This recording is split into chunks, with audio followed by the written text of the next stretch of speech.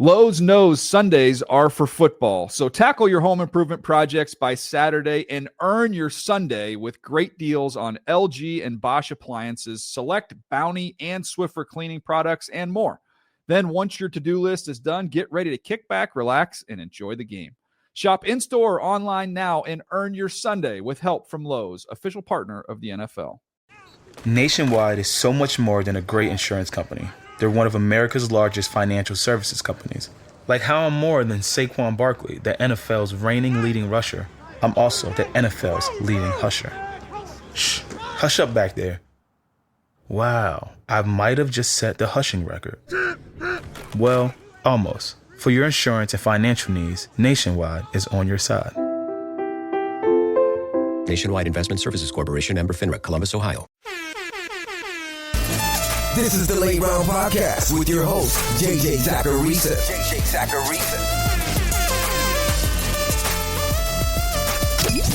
What's up, everyone? It's JJ Zachariason, and this episode 1049 of the Late Round Fantasy Football Podcast. Thanks for tuning in. I've been coming on this Sleepers episode over the last month, and I've opened it up the exact same way. Basically saying it was another pretty good week for the Sleeper Show. But it's been good for the last 4 weeks or so. I told everyone I'd be transparent at the top of every show a few years ago, and I'm being transparent. It's been a good month of this show. Sometimes there are bad stretches, sometimes there are good ones. It's been one of the good ones. Last week's disappointments were mostly tier 3 players. Brashard Smith had an awful game, Samaje Perine got hurt, Jeremy McNichols literally did nothing, and the Jacksonville defense, they were pretty mid. The worst pick out of the top 2 tiers was maybe Aaron Rodgers. He scored just 12 standard points. And Bam Knight, he didn't get the workload that many expected. Though I did say on the show, I thought he was more volatile than people realized. But there were just way more hits than misses last week. And by hits, I mean just generally usable performances. At quarterback, Jackson Dart, Joe Flacco, Trevor Lawrence, Sam Darnold, they all had good weeks. Jawan Jennings scored 14 PPR points. Wan'Dale Robinson had about the same. Mark Andrews and Isaiah Likely were both usable. Theo Johnson was fine. Alec Pierce had a nice day. Kyle Monangai dominated. Kareem Hunt had a reasonable 12.5 PPR points. Colston Loveland went nuts. Parker Washington scored 17 PPR points. The Baltimore defense was great. I mean, even Michael Wilson scored 9 PPR points. That was his highest tally of the season. This recent heater has been fun, but things won't go this way all year long. And honestly, week 10, pretty difficult week. I think we might see a little regression, but I'll do my best, so let's do it. We'll kick things off as usual with players rostered in 50 to 80% of Yahoo leagues who you might want to consider starting. I've got a couple of quarterbacks for you in this tier. Jackson Dart is one of them. He gets a Chicago defense that's allowed the third most adjusted points to quarterbacks this year, and that game has a reasonably high total. It also has a pretty decent pace score. That's my way of looking at how fast a game might play, given how quickly each opponent runs their plays. Dart has been great in fantasy, we know this. He scored at least 15 points in all 6 of his starts. He's been over 19.4 standard fantasy points in 5 of them. He's averaging over 22 points per game since becoming the starter. It's a great spot for him. Actually, I'd argue it's a smash spot for him. Sam Darnold's another one that you could look at. He's been running hot. He scored top 9 quarterback numbers in 3 of his last 4 games and 4 of his last 6. Seattle has a 26-point implied team total this week, and Arizona, their opponent, they're totally average for quarterbacks by adjusted fantasy points allowed. Teams are also throwing the ball against the Cardinals more than their season-long averages. Their pass rate tends to rise by almost 6 percentage points when facing Arizona. So that gives Darnold a ton of potential. Running back is pretty brutal across the board this week. At the time of this recording, Aaron Jones is still rostered in 80% of leagues. So technically, he qualifies for this tier. As long as he plays, which is not a guarantee right now, I think he could be usable. The Ravens are playing better defensively, but they've still allowed the 5th most adjusted points to running backs this year. They've also given up the 11th highest adjusted target share, which is big for Jones. He's the pass catcher out of that backfield. As I talked about on the 15 transaction show, Jones was trending towards seeing really good backfield share numbers in week 9 before that injury. He's an okay player to use, and at least he's not super game script dependent like Jordan Mason is. Next on the list, Kyle Monangai. I currently don't know if DeAndre Swift is going to play this week or not. But Monangai, he probably won himself some more work with his performance last week against Cincinnati, even if it was against a really bad Bengals team. This week, the Bears get the Giants. New York is the second best matchup in adjusted points allowed to running backs. And they've given up 33 rushing yards to running backs per game this year, over expected. That's by far the worst number in the league, or the best if you have Kyle Monangai. So even if DeAndre Swift goes, Monangai has a real shot to be usable. Moving on to wide receiver, I've got two of them for you in this tier, and they're my two staples in this tier. Romeo Doubs and Wan'Dale Robinson. The Packers are banged up. Tucker Kraft is out for the year. Matthew Golden's hurt. We know Jaden Reed's hurt. There's a chance we see a lot of Romeo Doubs against the Eagles. Doubs had a 93% route participation rate in week 9. That was just the second time he's been over the 90% mark this season. He's now averaged a target share per game rate of 26% over his last 6 games. I bet that's higher than you expected. The Eagles have actually been a top half matchup for wide receivers this year by adjusted fantasy points allowed. And they've actually allowed an above average number of fantasy points per game to perimeter receivers. So I like Doubs. Wan'Dale Robinson had a great slot matchup last week. I think that read was correct. He ended the day with a 34% target share. That was the second highest of his season. He just couldn't get a lot going on with his 4.4 average at the target, so he went 9 for 46. He gets Chicago this week, though. The Bears have given up the second most adjusted fantasy points to slot receivers this year. So Robinson, once again, is at least a high floor option. And look, I hate to sound like a broken record, but Kyle Pitts, he's once again in this tier too. He's averaged a 26% target share per game rate over his last 3. He's continuing to run a route on 95% of Atlanta's dropbacks. And the Falcons get a Colts team this week that's allowed the 4th most adjusted fantasy points to tight ends. This next group of players, it includes guys rostered in 20 to 50% of Yahoo leagues. And at quarterback, I just have JJ McCarthy in this tier.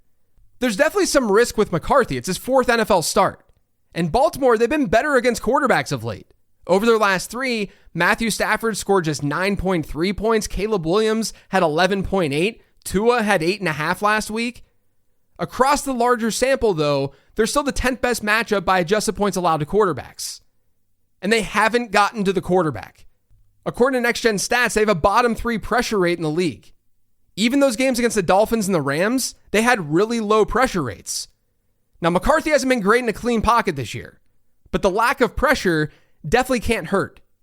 Playing at home, indoors, having to keep pace with Lamar Jackson, I don't totally mind him in this spot.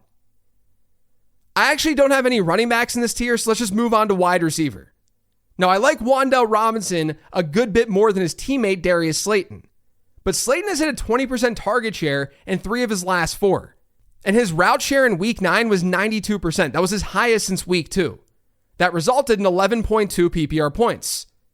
Chicago's been mostly average against perimeter receivers this year, but I'm a little intrigued by the fact that they've allowed the 9th highest deep ball rate and the 3rd highest completion percentage on those throws. Slayton has been above a 13-yard ADOT in all but 1 game this year. So maybe he's able to capture a big play in this game. But even if he can't, he could still be fine and see some work. As I said on yesterday's 10 Trends episode, Alec Pierce is getting more work in that Colts offense. And I do wish that I called him out on the 15 Transaction show earlier this week after doing more research.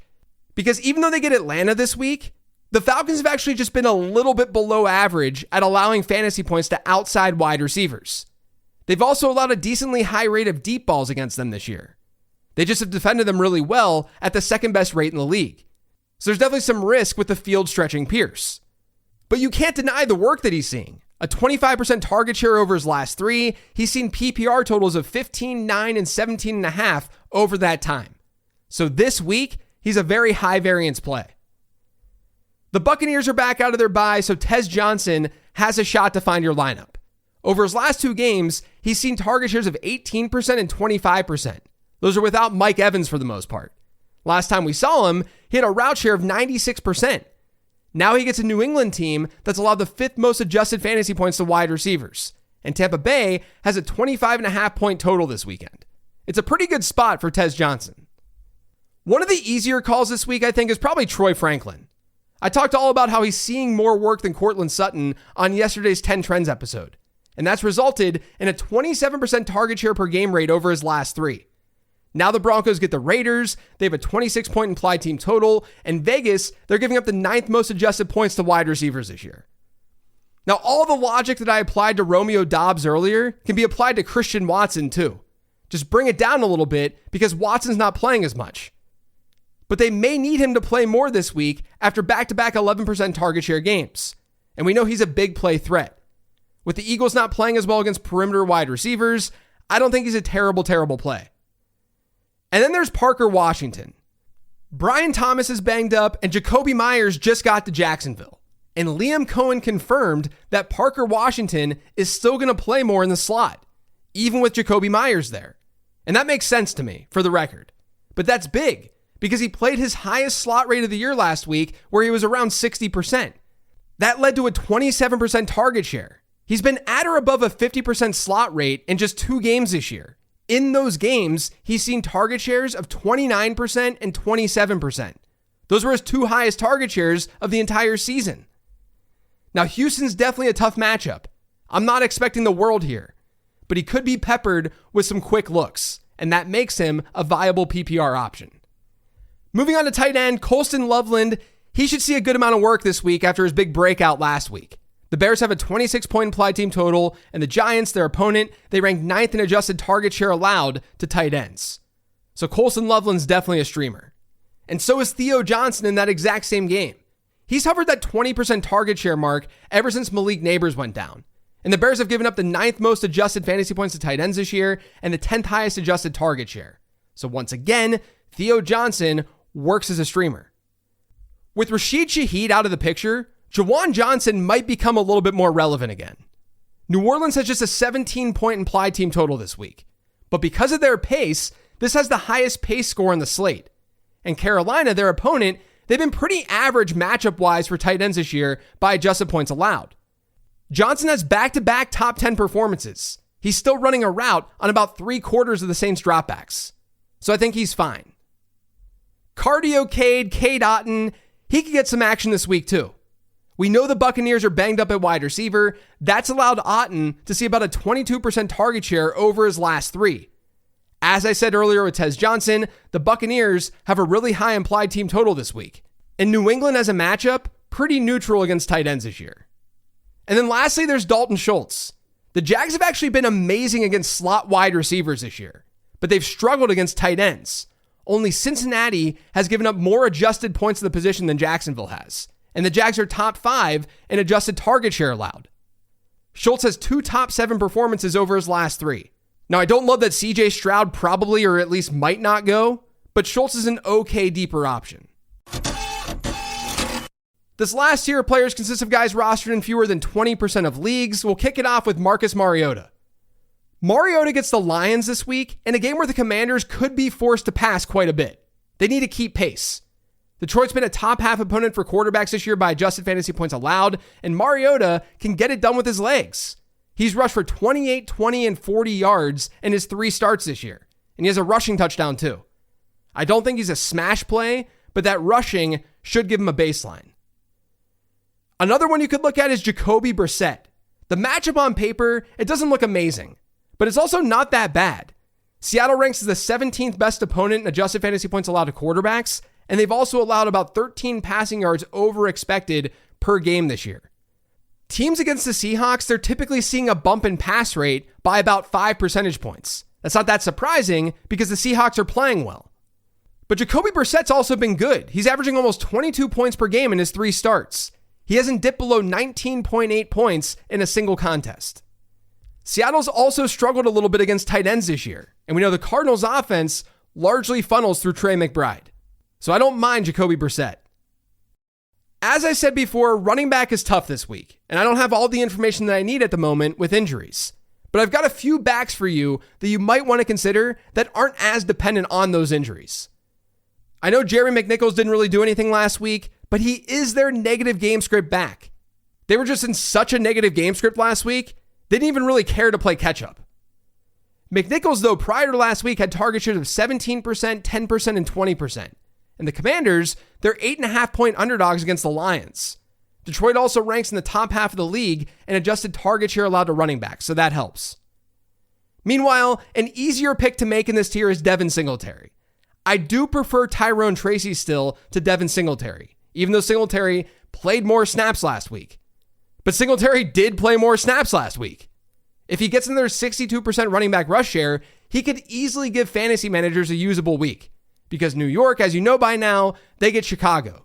And the Bears are the 6th best matchup for running backs by adjusted fantasy points allowed. They're allowing 15 rushing yards over expected to the position per game. So Singletary definitely works. And then I also don't totally mind Blake Corum. I mean, I definitely don't love him because he's not doing that much through the air. But if this game script against San Francisco becomes favorable for the Rams, he could see some work. Since his really bad outing against the same 49ers team in Week 5, Corum has averaged a 37% running back rush share per game. The 49ers have been top half in the league in adjusted points allowed to running backs. So there could be some points for Corum this week, but it's a very deep play. At wide receivers, the Commanders are down to Deebo Samuel, Chris Moore, Jalen Lane, and then maybe like Treylon Burks. Moore ran around on 80% of Washington's dropbacks last week, but he failed to see a target. Jalen Lane, he had a 66% route share, but he also had a 24% target share. Lane has seen a little bit more versatility across the line of scrimmage. He's the younger player who's getting more experience. So I'll lean his way as more of the desperation play in this offense. Not that I feel great about anyone. And like I said, you run the risk of them running some other wide receivers too, like Treylon Burks. That makes this even riskier. But the Commanders get the Lions. Detroit's been below average at stopping both slot and perimeter wide receivers. On the season, they're the 10th best matchup by adjusted fantasy points allowed. I really hope you don't have to play Lane, but I'll call him out as an option. Xavier Legette is probably someone I like a little bit more. New Orleans has been a below average matchup for wide receivers this year by adjusted fantasy points allowed, but that's been driven more by their performance against slot guys, not outside guys, not perimeter ones. We've seen them allow 3 points per game to outside receivers above the average this year, when they're 3 points below the average per game versus slot receivers. Legette's an outside wideout who has a chance to see like a 15-16% target share. But I will say, there is some risk here because the Panthers could easily opt to use a little bit more Jalen Coker, which in my opinion, they should be doing. It's just that Coker's been primarily a slot player for them. So I'm going with what they've been doing, even though it can be changed in an instant. This is seriously the toughest week of the season for this show. No lie. I'm going to end the wide receiver talk with rookie Kyle Williams. Kayshon Boutte's banged up, and Williams ended up tying Mac Hollins with 20 routes run last week for New England. Demario Douglas was only at 13. Stephon Diggs, he led the way. He was at 29. Mike Vrabel talked about Kyle Williams potentially having more opportunity this week. In New England, they get a Tampa Bay team that's an above-average matchup for wide receivers. Teams facing Tampa Bay also usually funnel their targets to wide receivers. They have the 5th highest adjusted target share allowed to the position. Now, at tight end in this tier, we're always going to have to choose between Elijah Arroyo or A.J. Barner in that Seahawks offense. I'm just going to go with the guy who ran 8 more routes last week and saw twice as many targets, and that's A.J. Barner. The Seahawks get the Cardinals, and Arizona has allowed the 8th most adjusted points to tight ends this year while giving up the 4th highest adjusted target share. So I don't mind Barner as a desperation tight end streamer. On defense this week, the Browns are now rostered in way too many leagues to shout out. So I'll go Carolina against New Orleans as a top streaming choice, and then you could get away with Jacksonville against Houston. But that's a little bit of a deeper play. That's it for today's show, though. Thanks to all of you for listening. If you yet subscribe to the Late Round Fantasy Football Podcast, make sure you are by searching for it pretty much anywhere podcasts can be found. And don't forget to follow me on Twitter and on Blue Sky at Late Round QB. Thanks for listening, everyone. I'll be back tomorrow with the weekly mailbag show.